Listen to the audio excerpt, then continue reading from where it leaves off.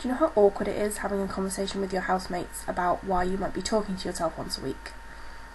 It's delightful. Today I wanted to talk about a couple of things. First, I wanted to respond to Joe's video on Monday, which may seem ages ago, but it's the perils of us being a week apart. He said something about combining stories, and this is actually something I did just before we started the Amateur World Architects. I think I mentioned it in my intro video, but I had a story where, well, I had a few stories, and one of them had really strong characters, and the other had quite a strong setting, and the other had an opening I really liked. But I couldn't go anywhere else with these stories. I was sort of stuck at a dead end with them all.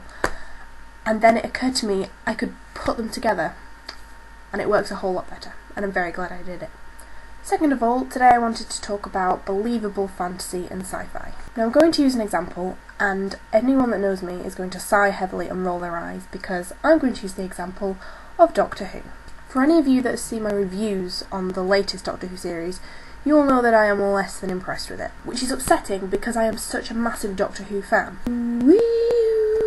Doctor Who used to be believable sci-fi. At any moment I could look out my window and completely imagine the TARDIS flying past and the Doctor and his companion off to save some other alien planet from another alien planet and whatnot. Now, in order to enjoy fantasy and sci-fi, you do have to have the ability to suspend disbelief. Have you ever been watching something and someone's turned to you and said, "That would never happen," and you said, "They're in a turnip-shaped spaceship orbiting a planet a gazillion billion miles away from ours. I think we've crossed the line of what would ever happen." This is the ability to suspend disbelief, and with Doctor Who lately, I have been unable to suspend my disbelief.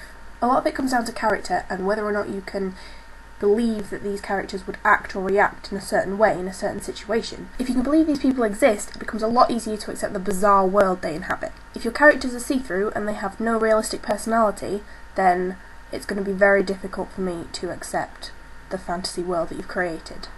Also, you have to learn to tread the line between fantasy and farce, and don't break the rules that you set for yourself. Even though in fantasy you can pretty much do what you want, you have to have a certain set of logic and rules that you create that you have to keep to, and you have to keep consistent. Otherwise, if you break it without giving a specific reason, then the entire illusion of your world just falls apart. Something that Joe told me when I first started blundering my way through world building was to ask yourself why for every single thing that you do. Every time you add a feature to your world, a new type of plant, a new piece of landscape, a new society, you have to ask yourself why. Why is it relevant to this world and to this story? There has to be a reason for everything, and it has to be consistent. Because it's highly confusing and highly annoying when an author decides to completely change their rules without giving you a heads up. Cough, Doctor Who, cough.